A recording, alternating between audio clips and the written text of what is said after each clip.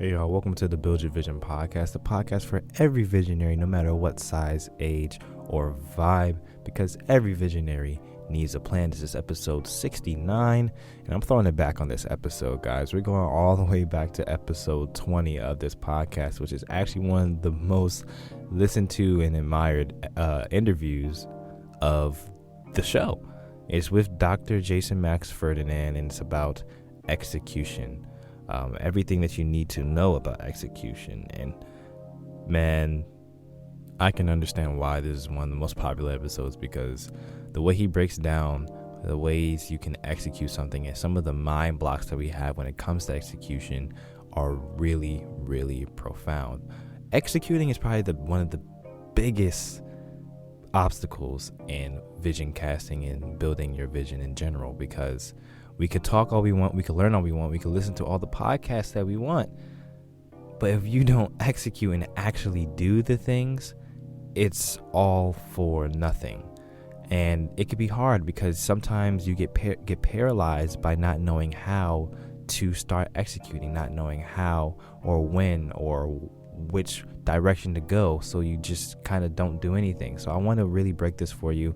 Sometimes it's hard with having so many podcast episodes. Sometimes you just start listening to the most recent ones. You don't go all the way back and listen from the beginning, and sometimes I might prefer that because some of the episodes back then were really bad, but I'm going to leave them up there because they still have some value to them. But episode 20 was really good. So if you hadn't heard this episode before, if you're new to the show or anything like that, you're in for a treat for this one.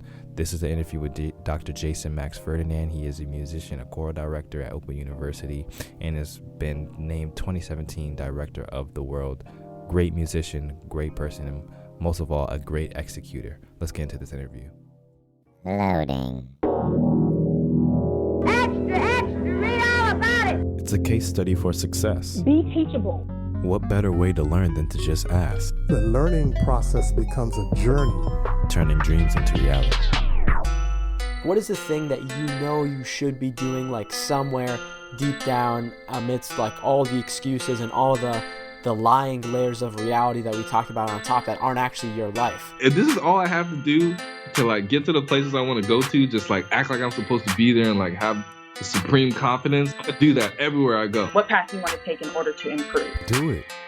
It was all I thought about and dreamed. Like I would literally get up in the morning, practice, because I knew the time would come. Study what these other people are doing. Whether we've consciously realized it or not, we all have a vision of what we want our life to look like. Mentors to expose you to things that you otherwise wouldn't know. That's what Build Your Vision is. That's what this podcast is all about.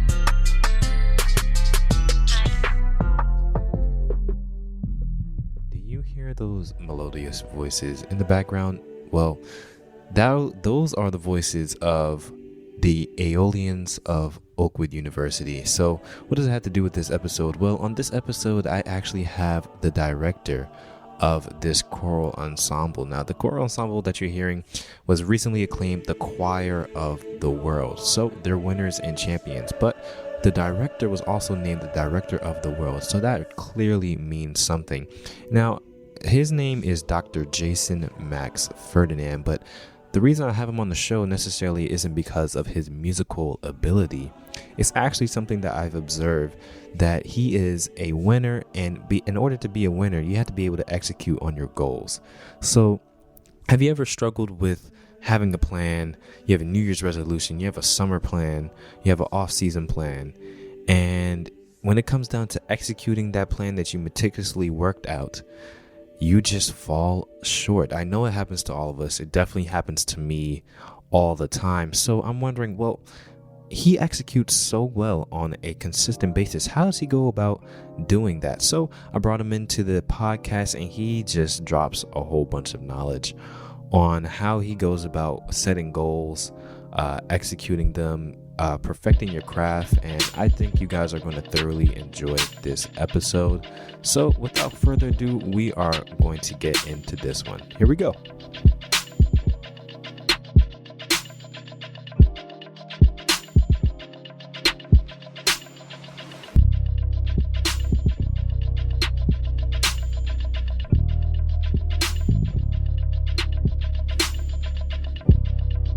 So Yeah, like I was saying before, as far as executing, you are one of the most just chopping at away at a goal and achieving that goal ultimately, as you did last year with getting Director of the Year and us winning in Wales. Without your precise planning and execution, that definitely would not have happened, because that was just an interesting experience. I know it was grueling for you too as well. So I just want to get into what we basically do here on the podcast is the Muse Report. And I basically just interview people who are doing really well in their necessary niche or field, and that they have something that I think other people could use in their day-to-day lives, and they can apply it. So I just try to break it down exactly how that person goes about what they do. So as for you with planning and execution,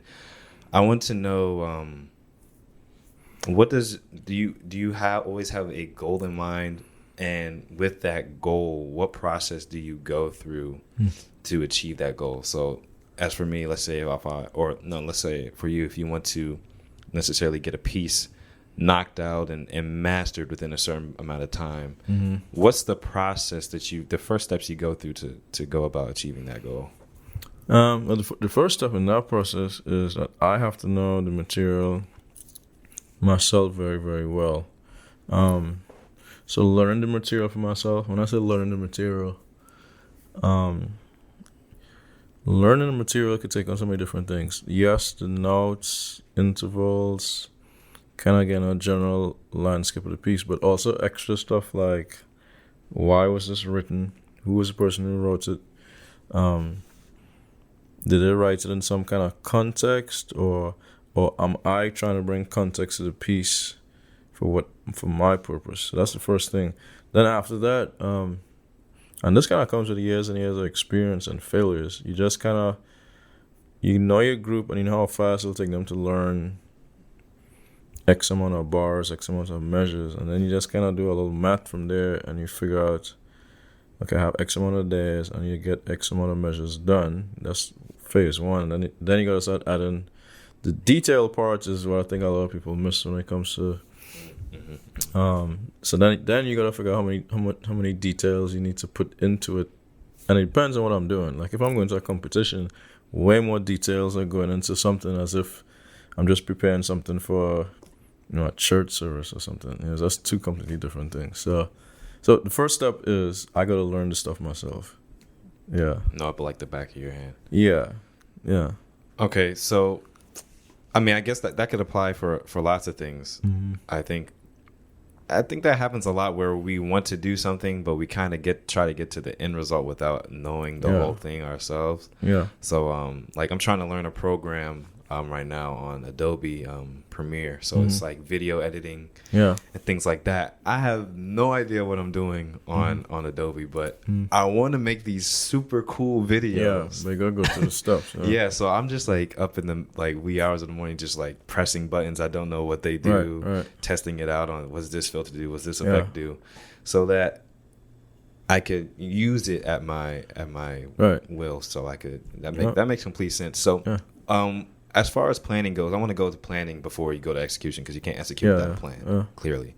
So when you go through your planning process, how do you set it up?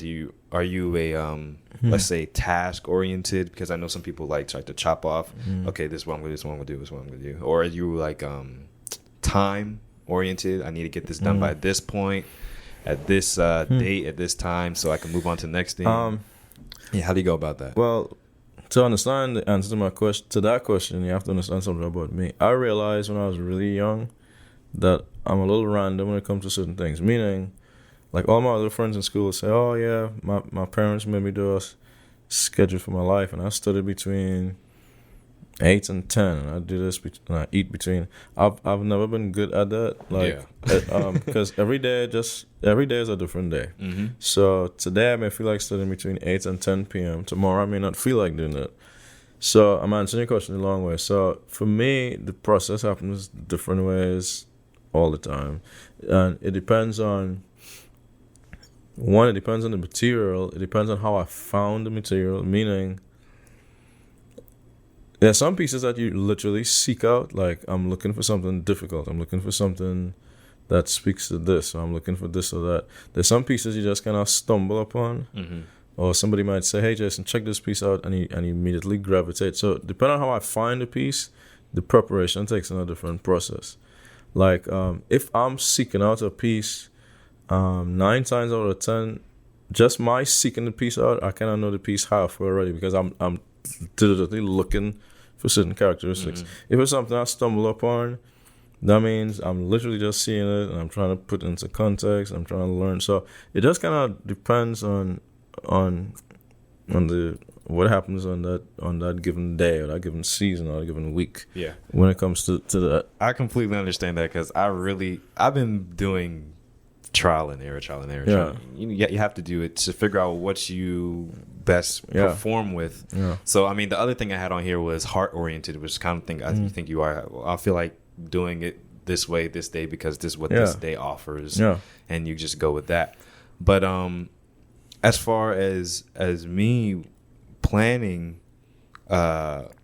sometimes I feel like, let's say with I'm just going to use an example with my bass practicing. Mm-hmm. I've tried this so many times. Like, okay, I'm going to practice 3 hours a day at this time, this time. But it just doesn't.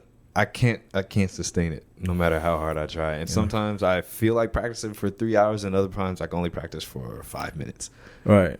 But the key thing is that if your goal is to get 3, you got to figure out how to get a 3 in. So the 3 in might be, today I might do an hour in the morning, an hour later on. Or then tomorrow I might be so pumped I'll do all 3 hours all back to back. And that's how I kind of am. And it just depends. Life is so busy now. Sometimes I just can't have the same schedule every Monday. Every Monday is different for me. Every Tuesday is different. So it kind of goes on my daily schedule too. But the key thing is to get whatever that total time is. Okay. So it's like basically having that goal there. Yeah. How you get to there, it doesn't really matter. It may vary, right? It may vary. Now, again, some people, the variance thing throws them off. They have to do it the same time every day, the same way every day. That doesn't bother me. What I need to do is always be sure I'm getting the total time in. I might break it up in 30-minute slots today. Tomorrow I might be totally free, so I could do all 3 hours back to back. The next day I might have to split it up 1 hour, 1 hour, 1 hour. But the key thing is to get the time in. Right. Yeah. And that ties back into the getting the time in so that you know what you have so you can execute the way you want to. Okay. Exactly. So I'm kind of starting slowly to move to the execution part. Yeah. When you go to execute your plan, I mean, I guess you kind of have to plan how you execute the plan. Definitely. Yeah. So how does that process go for you? Well, let me put it into a competition context. A competition context, you wanna get to the point where you have to execute, but you wanna get to that point, to a place where you don't have to. You're not guessing anything. You're not guessing anything. Not meaning you don't have a plan A and a plan B. Like, okay, if this happens, I'm ultimately going to this. If this happens, I gotta do this. But at that point, I'm not even thinking about it as execution. At that point, I'm really thinking about. I like to use the term about peaking at the right time. Mm-hmm. So, the practice and the preparation, I plan it in a way where I probably want to see a glimpse of the peak, maybe a day or two before. When I say a glimpse, meaning sometimes I would stop the car. If I hear like it's about to peak, I'll stop in the middle of the phrase and I'll make up something. I'll say, okay, that wasn't right or something. Wow. I'll just make something up because you don't want to get to the mountaintop too fast because there's nowhere else to go. You gotta leave some room so that mountaintop experience could happen at the right time. Now, there have been many times that's something right there. Oh yeah, there are many times I've totally mistimed it, and the peak happened too early or too late. And it's a hard thing to kind of judge, but with experience, after a while, you can kind of figure out, okay, you have it in a way where it's gonna peak right when you need it. And that's the thing with a lot of sports teams, a lot of everything. I mean.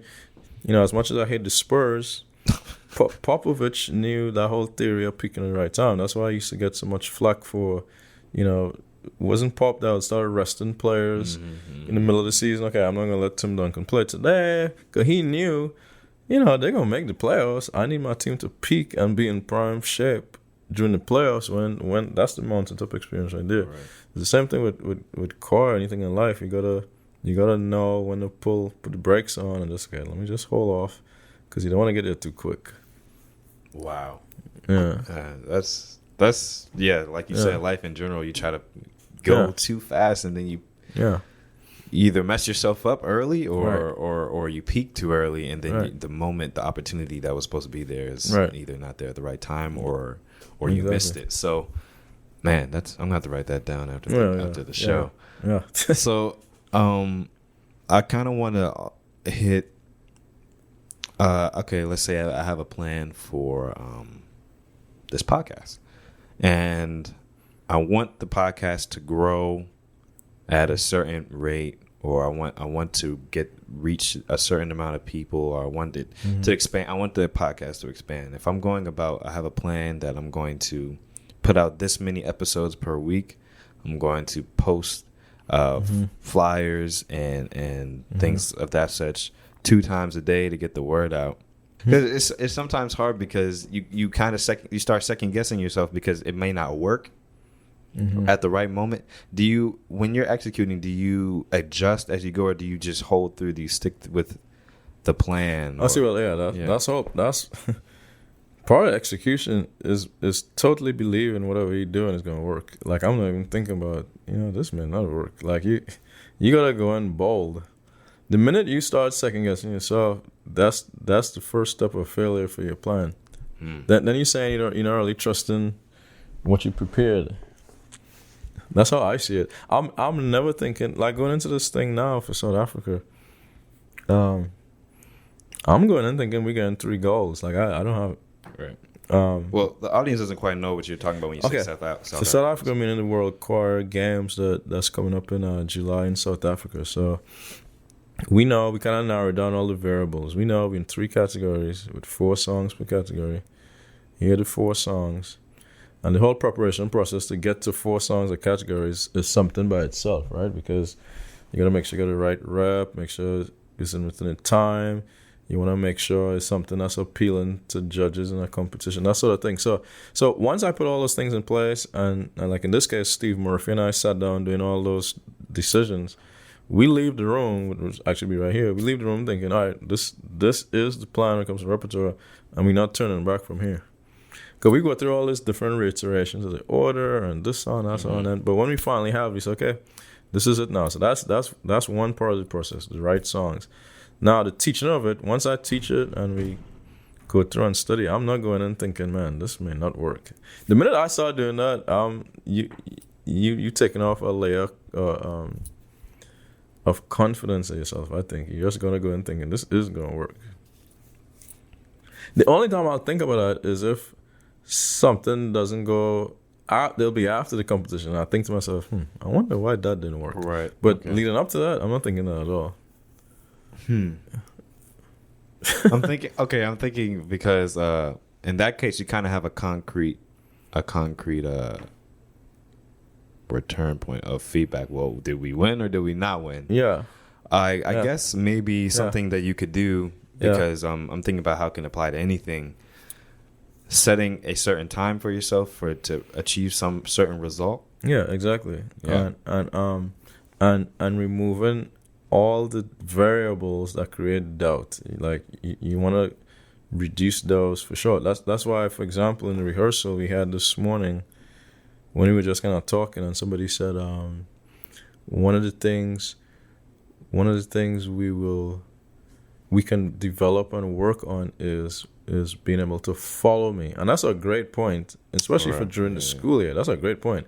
But my answer was, for something like this, I'm cutting down all the variables. So I'm going to cut that variable out, meaning everybody's going to know at measure 60 is piano. Like, there's no guessing there, because the minute I start doing something strange in the middle of the performance in a competition, and I change, measure 60, I just feel in the moment there's going to be 40 here, then you're creating too many things for people to think about. Mm-hmm. So you got to cut all the variables that could create any doubt or uncertainty. Concrete plan. Yeah. this question just popped in my head. Do you plan every single rehearsal? Yes or no. I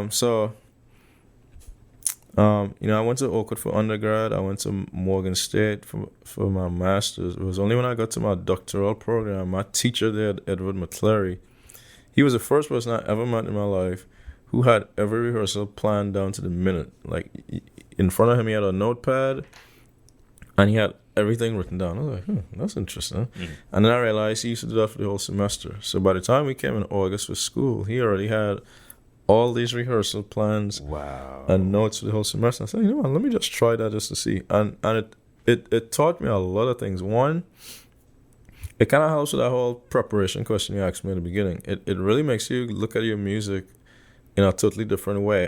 And you literally, just like a surgeon, just carving stuff away. So this is going to take X amount of time. This phrase is a little hard. It might take a little longer. Da, da, da.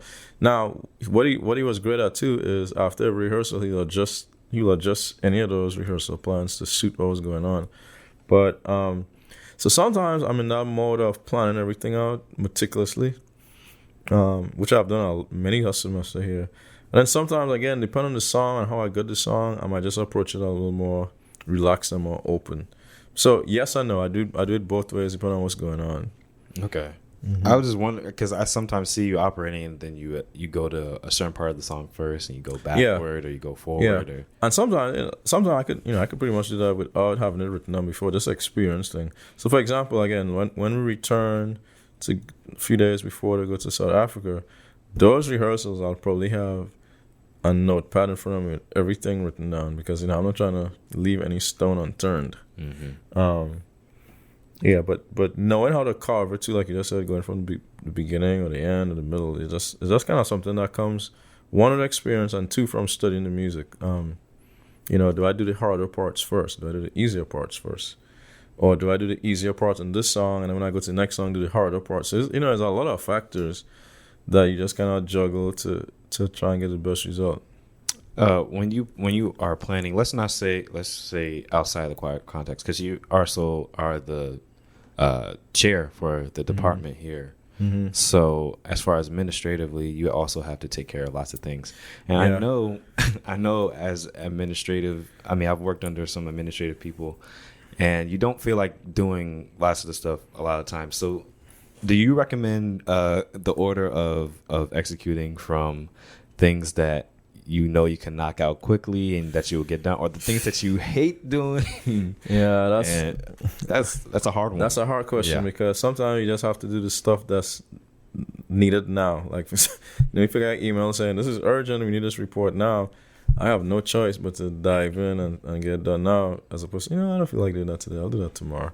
Something you just got to do now. The administration piece is something that I definitely have less control in the core thing because it involves more people, and involves people higher up than you, mm-hmm. and their priorities sometimes not my priority, and vice versa. So the administrative thing is something that you're always trying to you kind of really go in with the flow. Now if I have my own time frame and 10 different things to do, and I'm kind of in control of when I get them done, do I do the hardest first or the easiest first? I think I always go hardest first. Most of the time, I'll go hardest first. I feel that's worked the best for me too, because as far as I said in a podcast before, I did like 7, 8 whatever tips to be more productive, and I said write everything down so that you have things that you could visually cross off that you've accomplished, so that you feel like you've done something throughout the day, and you can see that you need to get it done, and then you get it done, and you know that you did something. So often, I suffer for this. Probably even today, I had like 10 things on my list that I needed to get done. I haven't gotten them all done. But I guess prioritizing certain things, like this thing, even though it doesn't want to get, I don't want to do it, it's probably the most important that I get it done now, because the other things I will want to do, and I'll do them whenever I could do them. But this needs to be done in the morning while I'm the most alert, and I don't have anything distractions. Right. So I think that works for me. Some people just go with the flow. For me, I'm the most alert at night. So that okay. So morning, you don't want me doing anything major. Yeah, that was another part of that one, was know your peak hours. Yeah. For me, I'm a really early person. I like 3 to 5. I'm just and I learned that about myself eons ago. I'm sharper at night. Now that I have a family and all of that, like this is really kind of throwing me off a little bit because everybody wants to go to bed early. And I'm like, I can't. I gotta get up early, and so that's a whole nother kind of adjustment right there. Yeah. What is a phrase that you would tell a young aspiring blank? So that's anything. Young aspiring surgeon, young aspiring astronaut, whatever. Yeah. So what would you tell a young aspiring blank?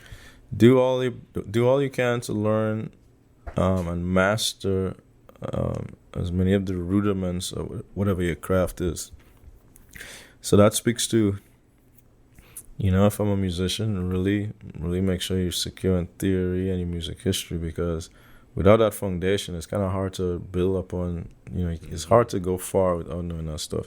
Same thing for whichever field you choose to. Know your basic rudimentary things cold. Learn them and develop a passion and joy for learning it. And if you realize you don't have the joy and passion for it, then maybe that's not the right thing you should be doing. Because some people could learn it, but they don't have the passion for it. I have many of, I shouldn't say many. I have a few friends who went into medicine and stuff, and they did pass all the boards and everything, but they really don't like it. I have a few friends like that too. Yeah. I have one friend. She was a doctor, maybe because her parents were doctors, like a family thing. But she really wanted to start a flower shop. Was that a flower shop? Or something like that. Something. Wow. But she was a doctor and hated it. She wanted to grow flowers and sell flowers. So, develop your passion. Know what that is. And whatever it is, really try and learn all the rudimentary things so you could be solid. Okay, this is a little more silly question, and if you don't feel comfortable answering it, it's okay. But so what is one abnormal habit that you do that hardly anyone knows about? So that could be anything as weird as like shaving only at 7:00 p.m. on a Tuesday, or tying your shoes a certain way, or something like that. Let me see. I don't know if this is abnormal, but before any big performances, as if I can do it, I just always love taking a long hot shower. Something like that just makes me think. I don't know if that's abnormal, but so it depends. Like every trip, especially if you're on tour, you can't always do it. But even if I took a shower 2 hours before, if I can, I'll just take one right before just to clear my mind. I could for some reason I could see everything in my head that's about to come up. So showers are that's where the magic happens. Honestly, long hot shower. You just so I don't know if that's abnormal, but that's something. No, that was a good one. That was okay. All right, cool. This is gonna be the last question. We need to wrap up. Yeah. Imagine there's a scrapbook for the world, and every person in that scrapbook for the world, like I don't know whether they want to leave something, a legacy when they pass away or whatever, but each person has a page in that scrapbook, the world scrapbook. What would you say on your page? What would you want to leave to the world? I like to leave to the world that is sometimes not always about who has the most talent, but the person who could say to themselves that no one is going to outwork me. And whoever could follow that rule or get close to that rule is probably the person who will end up being the most successful. That's good. That'll be my page. That sounds Kobe-esque. All right. I hope you enjoyed that interview with Dr. Jason Ferdinand. It's all about execution. At the end of the day, nothing will get built. Your vision will stay a vision if you don't decide to execute on the plans that you are currently making. As always, please share this episode on your social media. Tell a friend, especially if it's someone that you know will like the show, what it's all about, or even just like this specific episode. That's just what they need. Post it on your Instagram story. Tag us at Build Your Vision Pod on Instagram. You can put it on Twitter, on Facebook, whatever it is.